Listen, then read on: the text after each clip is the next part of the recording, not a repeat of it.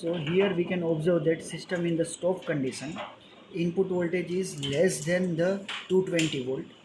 So when we start this system, at that time the load is connected and the output voltage is regulated to 220 volt, and the injection of voltage will happen from this transformer.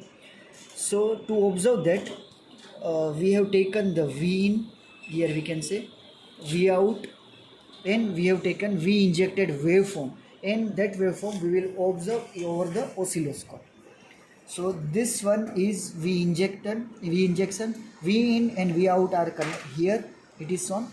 So now let me start the system. So when I press this key, system will start. So I have started the system. Now soft start is happening and injection is started. You can observe here the injection. So injection is in phase with the input voltage. So output voltage will be increased to 220 volt, we can see here. So now what I will do is I will increase the input voltage to higher than 220. Higher than 220.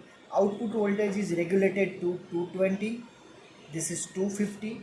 And here you can see that our injection is become out of phase from this inverter side. That is the dynamic voltage restorer. So it is controlling the injection voltage in phase or out of phase depending on the V in, and it maintains the V output constant to 220 volt. You can see here. So now what I will do is, if I vary it dynamically, you can see I am changing the voltage, and you can see the output voltage is still hold to 220 volt. You can see here also the input voltage is varying, output voltage is constant. So now to observe the output voltage over the same voltmeter, you have to change this. So here output voltage you can observe.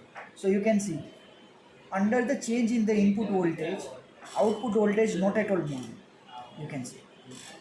So this is the performance of our dynamic voltage restorer, and you can observe the different waveform over the oscilloscope at this points, and the its performance you can observe using different meter arrangement.